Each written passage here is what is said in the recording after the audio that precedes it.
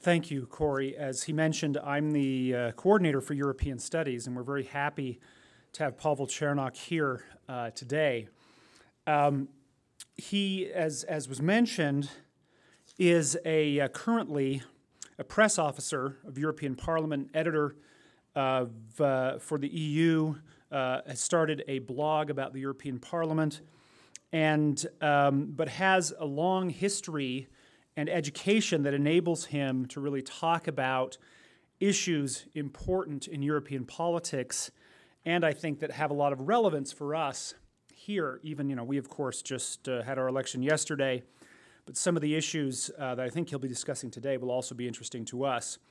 So Mr. Cernoch is Czech by nationality, but grew up for much of his life in West Germany back during the Cold War, but had the opportunity, because of his situation, of returning more or less freely to Czechoslovakia, as it was then, and so had this experience on both sides of the Iron Curtain before the end of the Cold War.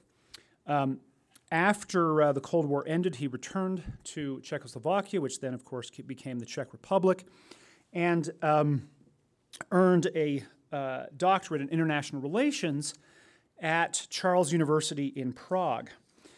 He's had a number of positions, both teaching and in various groups or forums, being a kind of officer or civil servant. And in fact, over the last several years, he has worked in Brussels as a civil servant of the European Union, specifically from the Czech Republic. And this has, in addition to his current position, he has also served as a policy fellow at the Open Society Institute and the director of the Czech Cultural Center in Brussels. And in any event, we were able, yesterday in our European Studies class, he taught that class, and he's, I think you'll find a fascinating speaker with lots of ideas and a lot of enthusiasm for the ideas that he's talking about and the relevance of those ideas, not just for Europe, but for us, right, in this country, since Europe is still, I think, a key partner and a key area of the world for us to be aware of. So let's please join with me in welcoming Pavel Cernoch to BYU.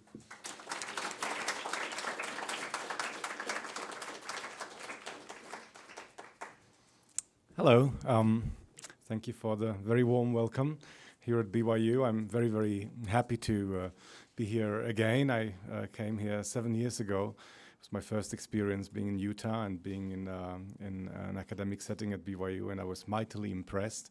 Not last but not least, by the linguistic abilities of some of the students here, and thanks to my colleagues here, I'm very, very happy that I had the opportunity to come back and speak about something which is very, very dynamic at the moment and close to the pulse of international politics. As Stan mentioned, I work as a European civil servant now. When I was here last time, I was still a Czech diplomat working for the foreign ministry in a classical situation of serving my country in another country. Being a European civil servant is a job for life. You become you pass a very intense selection procedure, and when you pass it, you have a career for life to work for the European Union institutions. The European Union institutions are the core of well, you can also say the driving force of what unites all these European states and shapes their common policy. This is a process which started after World War II and is recently, in the last, let's say, 10, 20 years after the end of the Cold War, shaping Europe into a true functioning unity. Now, if you don't follow this process very closely, you might be surprised how many things happen within a relatively short time span of 4 or 5 years. And when I look back at 2003, when I was here last time, I could not imagine the extent of changes in terms of unifying forces, unifying Europe. What happened in those 7 years? Just to give you a rough example, we went from 15 member states to 27 member states. So we almost doubled the countries which are within the European Union. And being a member state of the European Union is not just a formal membership like being a member of the United Nations. It's really a membership which means that a lot of your national policy making is being transferred to the European institutions sitting in Brussels, and the decisions being taken there together. It's like getting married, really. That's a good way to look at things. If you're single, you might join a football club and you might spend the time there. You might join an art class, and because you like art, and you'll do things together with people who like art. But when you get married, you join into, well, you know that better than I do, right? But what kind of big step this is in life when you take it really seriously. You join your finances, you join your fate, and you create a foundation for coming generations to live, in a family. And that's actually what the European Union is for the European countries. I know that a lot of people don't realize that who live outside the European Union, but when you're inside, it becomes very, very evident and very clear. Now, I work at 3 major institutions who run the European Union. That's the European Commission, the European Parliament, and the Council of Ministers. And without going into detail here, I just want you to get a rough idea from what perspective I'm speaking, because the European Commission is really very much a bureaucratic body. It's like the US Department of Agriculture. You wouldn't call that a very transparent institution, right? The Director General for Agriculture of the European Commission is a little bit similar like that. A lot of paperwork, a lot of bureaucratic thinking, a lot of procedures, not very much public relations. But the European Commission, which has about 20,000 officials, and most of these people are specialized on writing laws in one or another policy area. The European Commission is the only institution which has the right to propose European legislation. And that legislation is being checked by a publicly elected body every 5 years, elected by all citizens of all 27 EU member states, and that's the European Parliament. The European Parliament has 735 members, directly elected. The key is divided by numbers. If you have a bigger country like Germany, you would have 99 elected members. If you're a little tiny tin pot country like Malta, little island, beautiful, but small, with about 400,000 inhabitants, well, you have about 5 members of parliament. Nevertheless, everybody's represented. And the amazing thing is that every language, official language of these countries, that means even including Maltese, is being dealt with as a working language. So the European Parliament actually works in 22 languages. For those of you who like languages, that is a most fascinating place, fascinating institution to look at. Now, the European Parliament is a political body and is very interested to communicate with the public because it has been elected by the public. And my role in the European Parliament is that I work in the press section, the press department. We publish the website of the Parliament. We treat it as a newspaper, really. We work as an editorial team, and we publish every day articles in 22 languages without strictly translating them, but really writing them in our national style. I write, because I speak Czech and German both as mother tongues, I write currently both in Czech and German, and I'm a very different editor in Czech than I'm in German. In German I'm more serious, and in Czech I can make many jokes to my readers. And so does my French colleague and my Spanish colleague and my Italian colleague. Uses always the hands when he's writing. So you can imagine we're a very international and funny bunch to work with. And then just to complete the round, the third institution is the Council of Ministers. This is where you have diplomats, classical diplomats from member states who work on embassies in Brussels, and they work in committees, and they get the legislation once it has been proposed by the Commission, amended by the Parliament, and then they have to decide upon it whether they want to, adopt it like this or not. And if you live and work in this environment, you get used to this, and that means that every institution talks a relatively different language. If you move out of it, like going to the US, The EU itself is already a very blurry thing, I understand that. But making this distinction is not always very easy. But I need you to understand a little bit of it, because what I'm going to tell you today is actually something very, very revolutionary for us Europeans. Now, you have had the Obama election and all the media, the social media coming into the election process. And we've been following this very closely because it was something groundbreaking. And we tried to emulate this or make it work in a European setting. And this is something I want to tell you about, because we had European elections last June. For the first time, we went out and used social media and tried a different approach on top of classical communication channels, and it has been quite a success. I'll just go straight into the presentation. If you have any more questions or you want to hear different accents from different countries, ask me later. I'm happy to do that. But what I wanted to bring to you today is really a look at what has been done in Europe, partly based on the U.S. experience from the election, and partly based on things we think that bring Europe and the European idea and this idea of cooperating and working together in Europe closer to the European citizens. Now, what you see here is that the social media we have used basically five big platforms. The biggest breakthrough we had is that we went on Facebook with the European Parliament. Now, for an institution like the European Parliament, this is quite a big step, because the European Parliament has a legal department which checks that every official communication can be actually quoted, and whether it's translated properly in all the languages. They're very legal. We have a whole legalistic approach, because what we do, our job as Parliament is to write laws or to amend laws, and so. Once a law is written, it's something very solid, and everybody has to rely on it.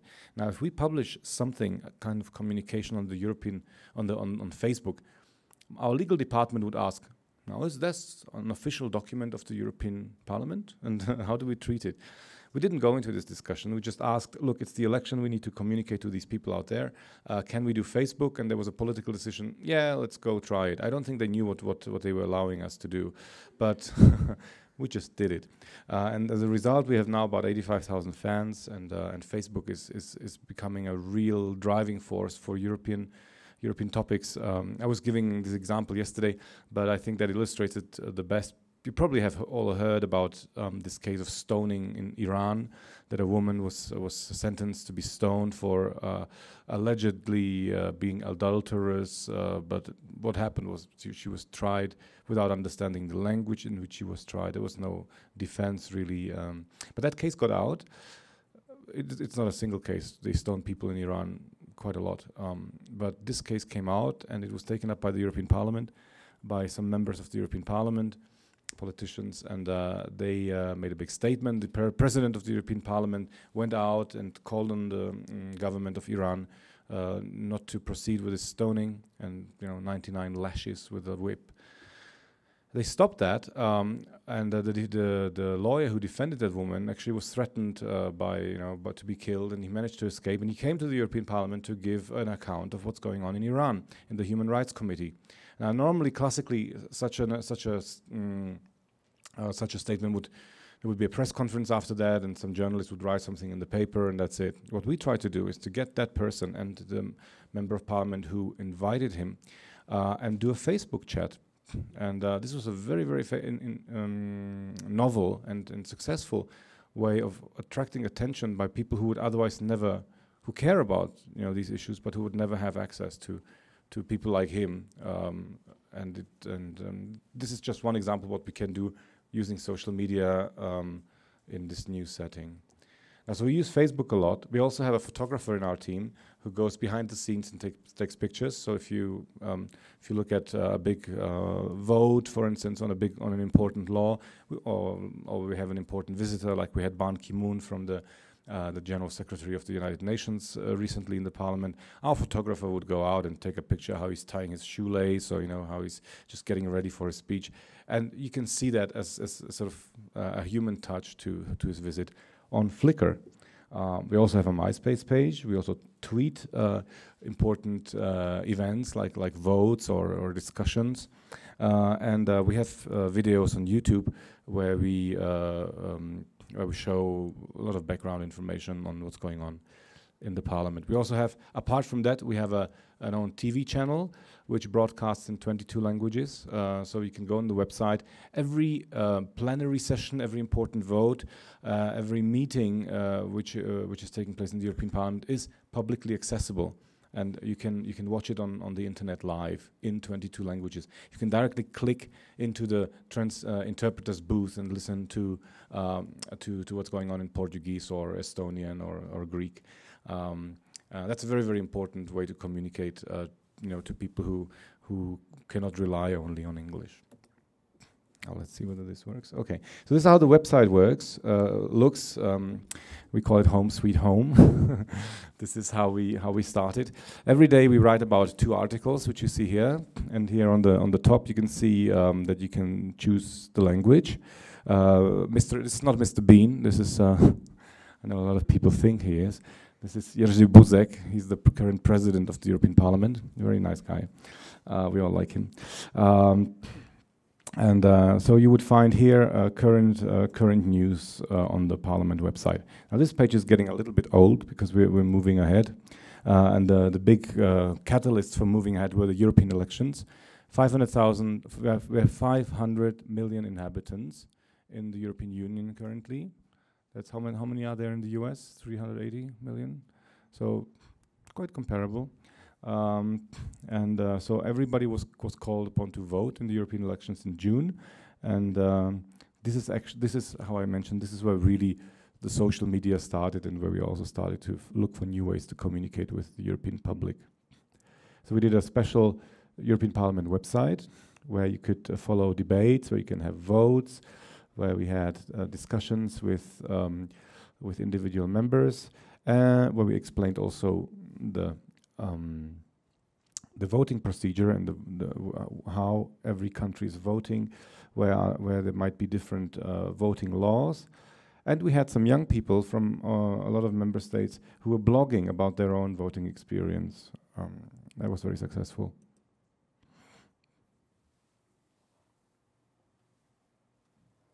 Here you would see how the different websites look on the Flickr site. We also have our own blog, a team blog, Writing for You, where we write about our work. It's a very nice outlet when you want to write something about European politics, or even about some personal impressions, which you could not write in an official setting. So we have a little outlet that we can write about that in that blog and give it a human touch, which is also very nice. We have Twitter, we have our MySpace page, and as I've already shown you, European Parliament on Facebook. I hope you become friends so we can swell our ranks. Now, what did we learn from this campaign last year? The first and foremost, the most important lesson really was that it did work. There were a lot of critical voices that it cannot be done, or it's too, there are risks involved, or it might not be efficient. All this we managed to overcome. Basically, it worked. We reached new audiences. We really reached out to people who otherwise would not find out about the European Parliament or would not get that interested. And we also had benefits that we entered traditional media who took note of the fact that we, as the European Parliament, are actually going out into on new ways, and it became a topic for itself. It was visible and gave a little bit more credibility to what we did online, which was also nice.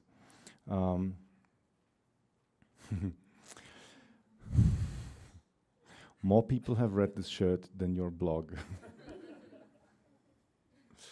Yeah, what we tried to do, and that was relatively novel, we tried to look for rather informal ways to get messages across. We were ready to make mistakes, and we hoped that people would understand that.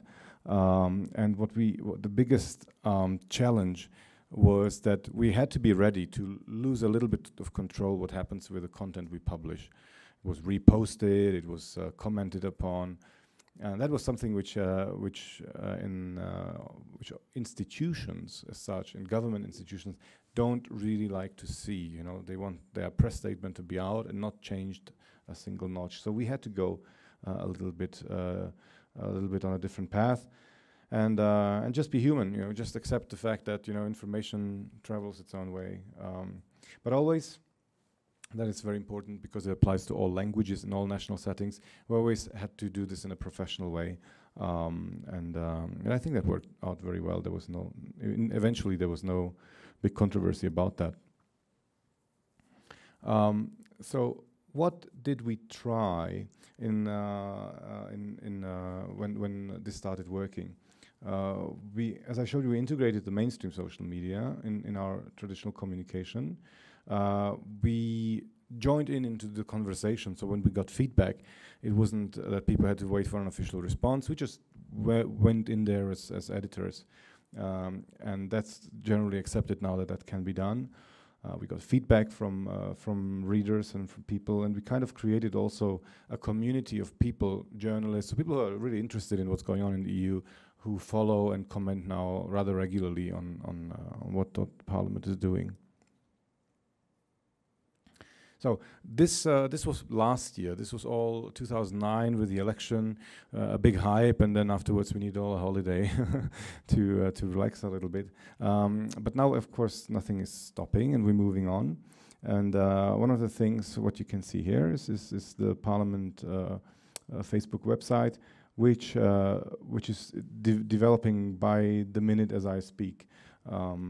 And apart from linking to interesting articles, more and more we do actual chats, and we involve our fans into activities. So through the Parliament, you get also announcements what's going on, and what is. It gives you kind of a little hierarchy of what is really important and alerts you to things which happen in the Parliament.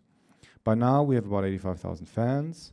The update is about 3 to 4 times daily, so it's not a static page. We have more than 100,000 impressions for each update, and it's becoming a real interactive space. For the institution, this is how it would look. This is just one impression. This is, for instance, the youngest member of Parliament, Emilie Turunen, who was elected. She's Danish, and she's very much into social media as well. So, you know, at 25, being a member of the European Parliament, a professional European politician, not so bad, huh? So it wasn't very difficult to convince her to come on Facebook and do a chat with us. To give you just some figures where we have the most countries, so Italy, Germany, of course leading, these are the most, and France, these are the most, the countries with the biggest population. Britain, not so much yet. Sweden is interesting. The important thing is that, I don't know if you're aware of that, but actually Facebook is now really localized in all these countries. And if you speak in the Czech Republic with somebody about Facebook, a lot of people wouldn't even consider this to be anything else than Czech. You know, Facebook is Czech, just the name is kind of English, but it really, in some countries, it really became, there's a national ownership of Facebook. I don't know if you've seen the film Social Media, about how Facebook started. For me, it was very interesting when I saw that movie, how it really started out as an American idea, and how most of these guys never thought in the beginning that it would become such a global phenomenon. And well, that's what it is. And for us, because we work in 22 languages, it's important that we also keep that feel. That when you go on Facebook in Czech, you can find you can find a response. It is a big discussion now because most of the things still happen in English, and it's of course Czech people who are able to speak English who go on Facebook, or Polish people, or you know. But nevertheless, the architecture around it has a national feel. Flickr is very interesting because we have, as I told you, we have our own photographer, so who can go freely behind the scenes and catch interesting moments.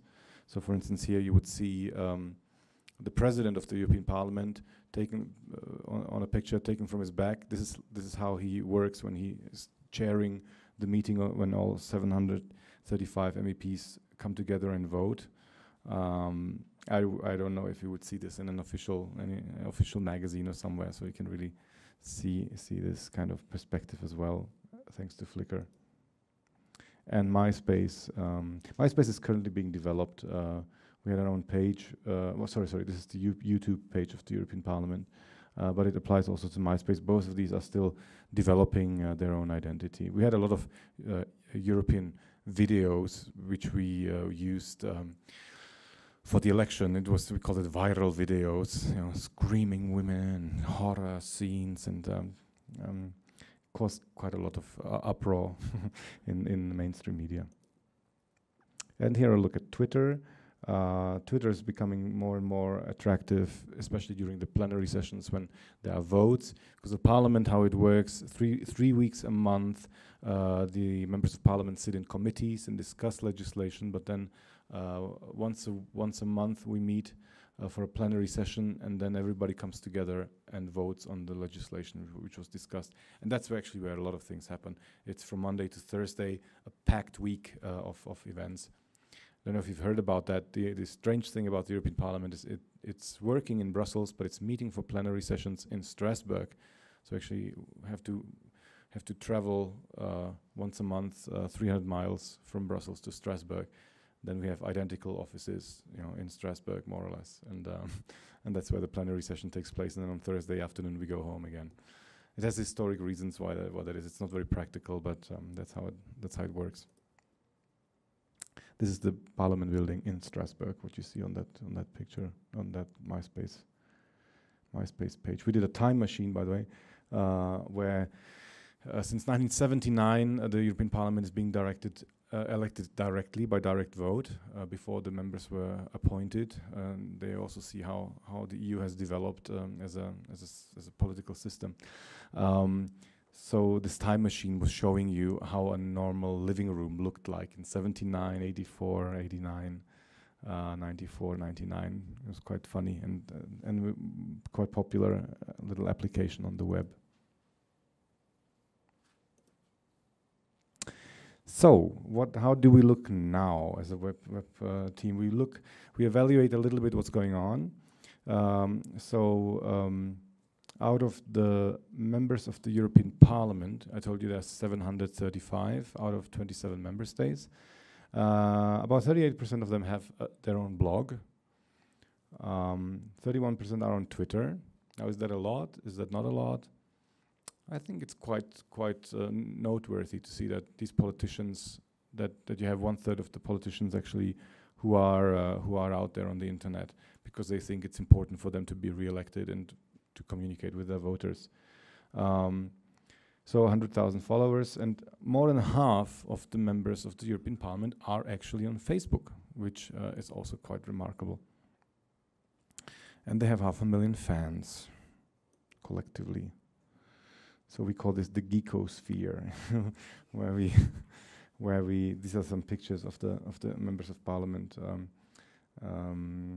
More and more, it's becoming a space where people communicate informally.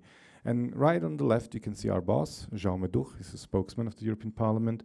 He's somebody who has been promoting the social media very, very much as well, and helped our team to make things happen and to pave the way for social media. I don't think you would be very amazed to hear that there were in the previous years just amazing barriers to convince people, kind of old-fashioned minded people, that this is something good. But we did manage that. And here's a look at the vote, a typical vote in the European Parliament during the plenary session.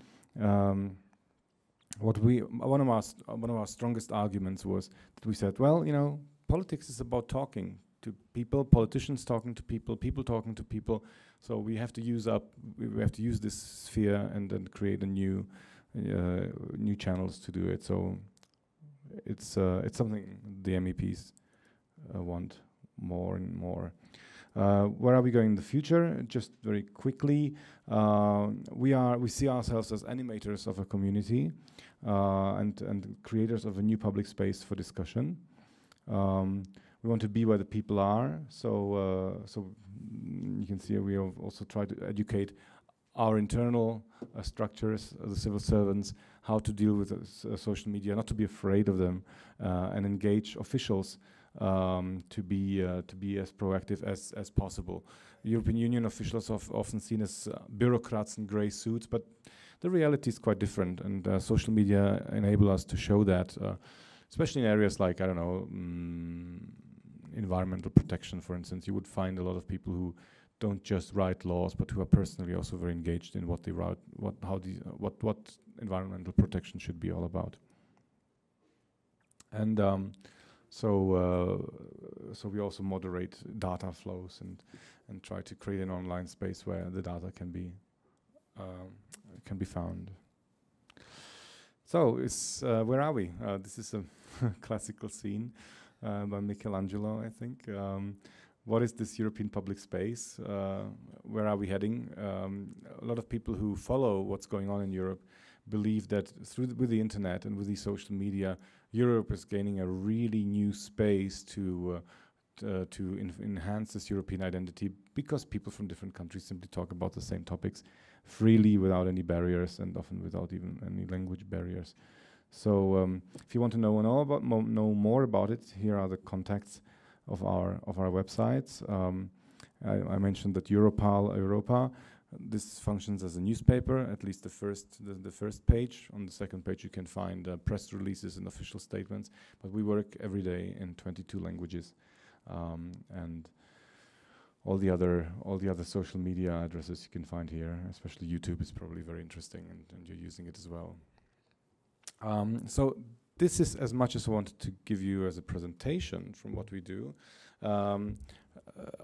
I have been in the unit for 3.5 years now, and I have myself witnessed an enormous revolution in the way how social media have changed the perception of politics in Europe. What I would be interested from you as well, if you want to engage in a discussion there, is how you see how social media and the using of Facebook and is impacting your perception of politics over here in the US. From what we've seen in Europe, of course, the Obama election campaign has opened up all these channels, but it was for one purpose. It was for the purpose of electing this or that president. What we're interested now is to follow here. How does this social space influence actually debates on concrete political subjects, be it, the environment, be it perhaps global issues, be it things you simply care about. And from this experience, we want to learn, and this is something we want to follow in order to take the best practice and use it in Europe, because we need that perhaps more than anywhere else due to the language barrier and due to the different perceptions we have in individual member states about the European Union as such. Smaller member states tend to think the EU is rather good because it enables them to be part of a bigger family, while big member states often, see themselves as being a big country, and Europe is just something around it. But Germans and French, they live in a big country already, so they might have a bit different perception of that. Okay, well, let's open it up for questions, and I'll respond directly. Mm-hmm. We have a roving mic. If you have questions, please raise your hand. We'll bring the mic to you. Let us know your name and what you're studying as well. My name is Christian. I'm actually a science major, but I was wondering, does the casual nature of the social networks, as well as the transparency, has that hurt the the political capital of the parliamentary candidates, or candidates and also members? I would say those who would have that fear that it might hurt their political capital, they are not on Facebook. They just don't use social media. Those who do they no, I would say that it can only enhance their visibility, which is still relatively low. You know, when you are a member of the European Parliament, you're elected in your country, but then you work somewhere in Brussels, and you disappear mostly from the national media, and it's very difficult to reconnect with your voters because you work somewhere far away. So social media helps to create at least a community around you of people who want to follow what you're doing. So I would say no. On the contrary, the problem is that some members of parliament are relatively positive to the idea, but they're not used to use it in a proper way yet, or in a good way, an efficient way. So it's a learning process.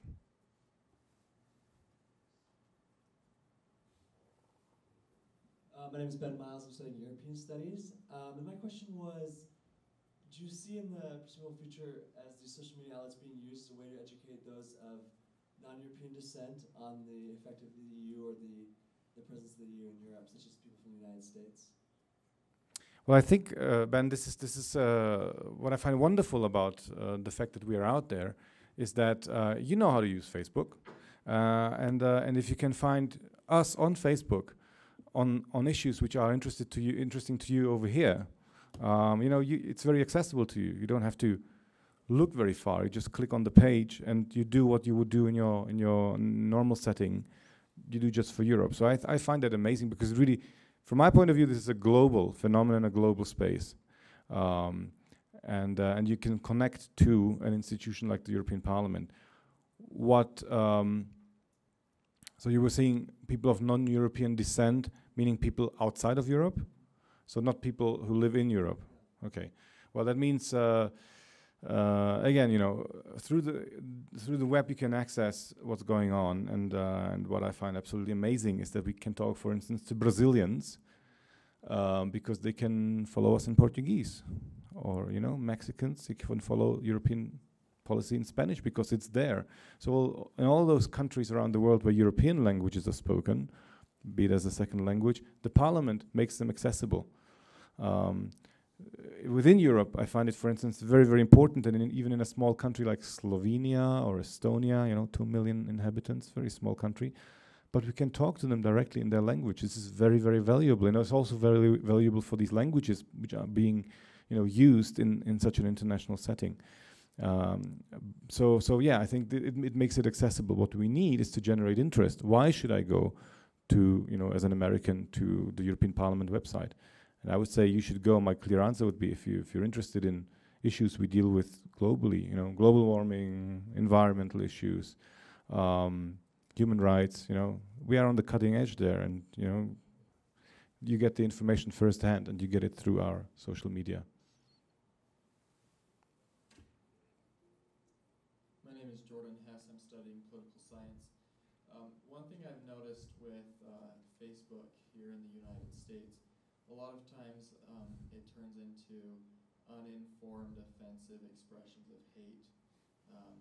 And I was just wondering if you see that in the EU on the Facebook page, just being infiltrated by people who aren't uninformed and just want to cause, I guess, trouble. And it's often offensive and very hateful, the things that are said. And I was wondering if you've noticed that trend as well in Europe. Delete. We had a few comments like that, but actually not really. There is a streak in Europe of anti-European, you know, hate mailers, but surprisingly little. I mean, we discussed this some time ago. Surprisingly little, and if it happens, you know, we really delete them. I mean, there's a unwritten code of conduct what in any discussion, and yeah, but we were afraid of that, though. You know, we had a big discussion whether we should open up certain subjects to discussion, because you see that in individual countries, like in my country, in the Czech Republic, the newspapers have, when they publish an online article, they have a comment column. Most of these comments are not really, you know, sophisticated. And that happens in a lot of countries. But with the European Parliament website, we didn't have that, fortunately.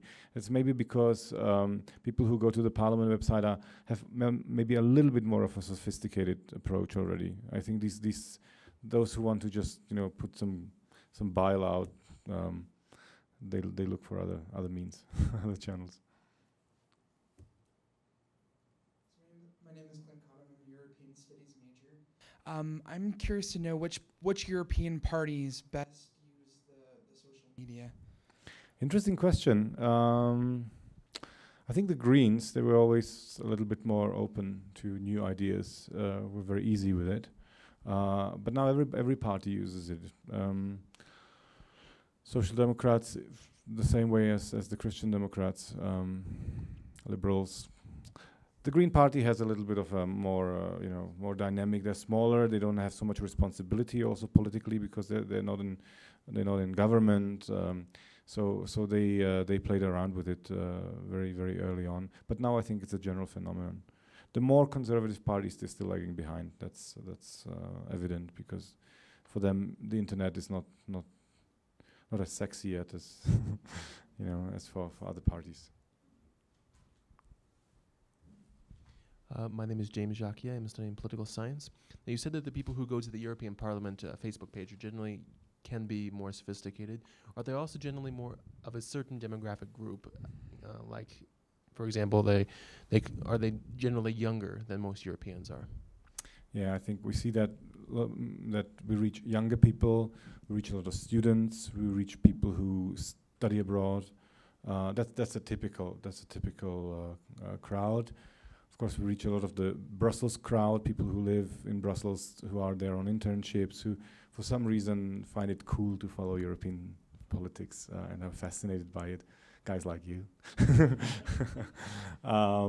So yeah, I think that's one group. But we see more and more people who are just interested in politics in general and who are frustrated with maybe not getting enough information or not getting enough feedback from the local politicians from where they are, and they look for solutions on a European level, and they come to the parliament side. And then we have also a lot of people who care for human rights, for instance, and who know that the parliament is actually following human rights very intensely, and see this as a good thing. So yeah, but generally it's the more urban, younger, educated, international crowd which make up the bulk of our Facebook fans. But we don't know this, of course, to the number.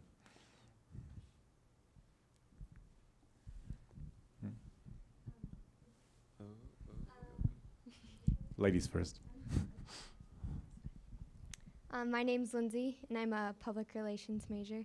Mm-hmm. And coming from more of that angle, I'm just thinking, are there too many social outlets that could allow for maybe someone to say something, I don't know, that, because it seems like once you get something out there in the media, it's permanent. You can delete it, but I think that's kind of having so many outlets, it's causing more potential air, like someone from the parliament to say something. Yeah, perhaps. I think I'm getting your question there. That's about loss of control, what I mentioned before. Once you put it out there, you don't really know what happens with the information on the internet. It can travel. But just personally, from a very personal point of view, I think we were looking at MySpace and Facebook in the beginning kind of as like equal outlets, but eventually in the day-to-day usage, Facebook has completely outshadowed MySpace. And it's very different people who go to MySpace, and it's not the people who actually are interested in. It's more about music, we found, and about other things than what we would offer, even though we are an institution which covers a lot of public topics. So Facebook is really the big one. Twitter, on its narrow scale, is important because it gives live feeds from what's happening. A lot of journalists use it, a lot of professionals, a lot of lobbyists, but it's still a very small group compared to the Facebook numbers. And Flickr is, more entertaining for those people who already come to the website, and they can see, something more human. And we get feedback that people like that in general. But I don't know. I see the phenomenon of Facebook like dominating. Even we see in different countries that Facebook has taken over a lot of national sites or national networks. It's simply growing at an enormous rate because it has, probably because it has the right, it combines, offers to people in the right way this extension of their private space, and you can plug in a lot of other things as well. You know it probably more than I do if you're active Facebook users, and it really stretches out through various generational groups. Everybody uses it in a different way, but since we're out there, I think we can clearly say that this was a very good step to reach people whom we wouldn't have been able to reach before, and who do appreciate also this as a feedback. Yeah, just along those same lines, you mentioned that you get to write on your blog and it's kind of a more personal space for you as editors. Do you ever have conflicting opinions with other editors? Do those come out? Are you allowed to express those? And at what point does your boss say, we can't put that because it's your opinion as opposed to policy of EU? Yeah, our boss is reading the blogs before they go online. It's a protective measure because the blog is really kind of an experimental space, and not so many people know about it. So we don't get, the risk to get really in trouble is not that big, because it's a niche. But we do have different opinions, obviously, as editors, and that's why everybody writes his own blog, and then we discuss it, and then we get comments. But I find that absolutely fascinating because simply we are people from 22 countries, and on the same subject we would always have, different opinion just by the way where we're from. To give you the very banal idea, people always complain about the weather in Brussels. It's rainy, it's overcast, and if you are from Spain, you like the sun, the sea, and siesta. And then so Brussels weather is dreadful. If you're from Estonia, where it's freezing cold, and where the winter lasts long, and where the spring doesn't come until April, May, Brussels is kind of nice. And when I have my Spanish and my Estonian colleague, write about something together, these differences, which I explained on the case of weather, come out on other issues as well. We just had a big discussion about abortion, for instance, in the parliament. Now that makes headlines everywhere. But again, what depends from what country you come from, you have more or less stronger opinions on that. I spoke about that in class, maternity leave. If you come from Scandinavia, that's something which you take for granted. If you come from Southern Europe, not so much. So it really means also a lot that we come from these different countries and we have these different opinions, and that shapes Europe. That makes Europe work, and it's this conflict of opinion from which we live. So without that, it would be boring.